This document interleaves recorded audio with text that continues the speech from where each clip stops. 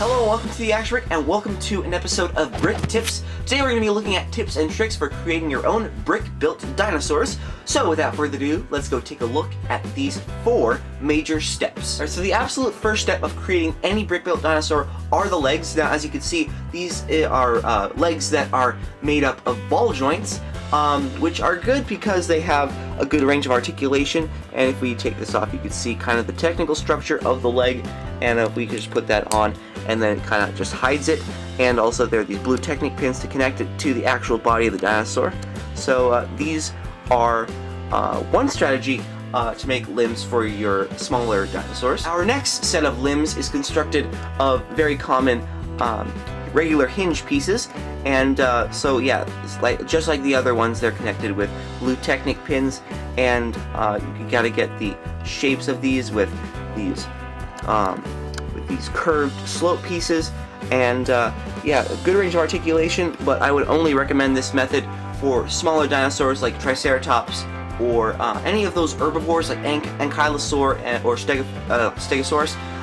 That is what I would recommend this strategy for. Now let's talk about big dinosaurs. Now the next set of dinosaur legs is meant for big bulky dinosaurs like the Spinosaurus or the T-Rex. Those dinosaurs can only be supported by 2 legs, so these legs have to be very strong. And so what I've done here is I've created what I call the triple joint method, which basically uses ratcheted joints to keep it in place. 1 joint, not enough. 2 joints, not enough, but 3 joints. If you get 3 joints, it's a lot of friction, and so it's able to carry a lot of weight. And I'll show you that when I get to the body and actually create the whole dinosaur. But as you can see, there are these hinge bricks to create the toes, and I mean, it does look very bulky, but in terms of stability, this is a great strategy for stability if you want to be able to pose a dinosaur in lots of ways. And so you'll notice that these bricks, like, they're not lined up, so what you have to do is you can cover that up with a brick like that, and it just gives it a muscular look. And so yeah, highly recommend doing that. And so yeah, that pretty much wraps up this strategy for the limbs. Step 2 for making brick-built dinosaurs is absolutely the body. Now the body is the bulkiest part of the dinosaur, quite obviously. So what you're gonna have to do is for your smaller 4-legged dinosaurs, you're gonna want to get lots of Technic bricks with holes in them, and you're going to want to get lots of sloped bricks so that you can really create that smooth texture look.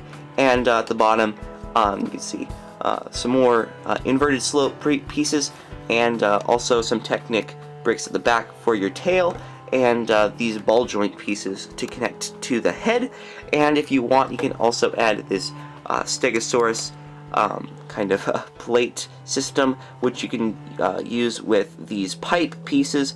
And so there is your body for your herbivore. For larger dinosaurs, you can really apply the same strategy, except you want to keep it as light as possible. If I take this off, you can see that it's not filled with brick. There are some holes and gaps just so that it's not too heavy. Now, I mean, the legs that I designed can pretty much sustain the bricks that I have put into it, but probably even if I filled this up, but still you want to keep it as light as possible, because why not save some brick if you can.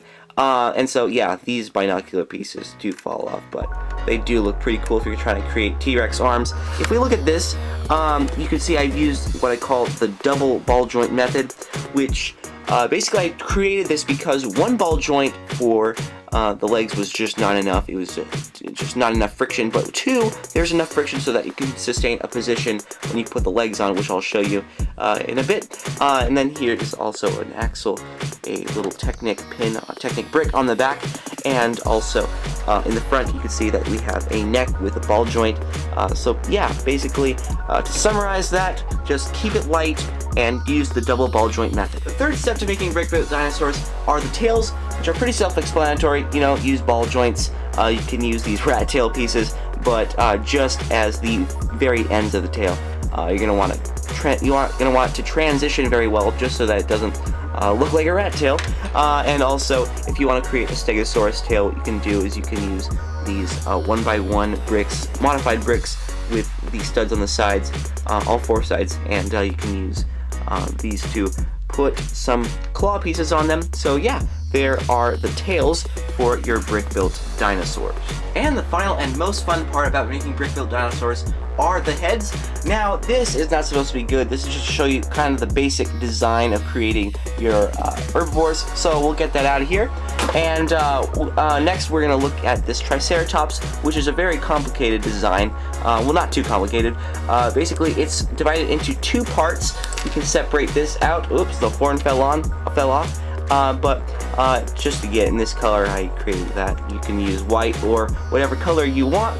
But here's the basic design with an opening and closing mouth, using the basic hinge piece, and this is actually an upside down ice cream cone used for the horn, and studs for the eyes. Pretty much every dinosaur I make has studs for eyes, and so yeah, you can see kind of how this connects.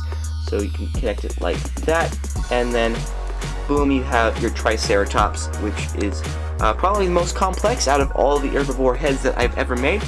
So now let's go take a look at carnivores. Now, a lot of you guys have been requesting tutorials for my Spinosaurus head, so I'm going to give you a little brief tutorial.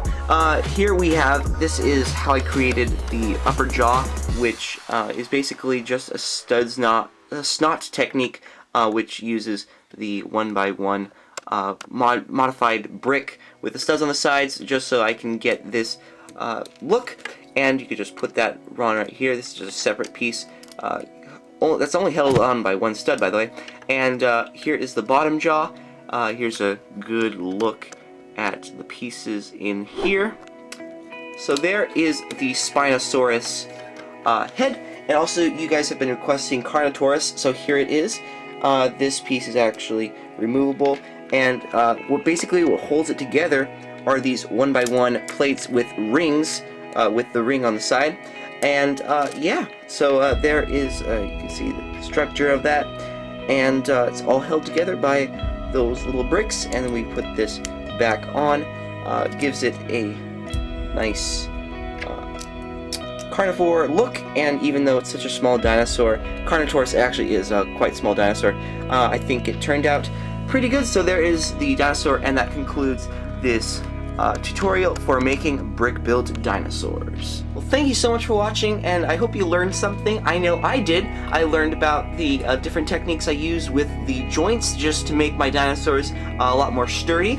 And also, this is, by the way, a Spinosaurus Rex, and this is a Stegoceratops, so I got some hybrids going around here. And so yeah, if you use these techniques, I think you can pretty much create your dream dinosaur. So yeah, that concludes this episode, so be sure to leave a like and a comment, and I'll see you guys in the next video. Stay cool!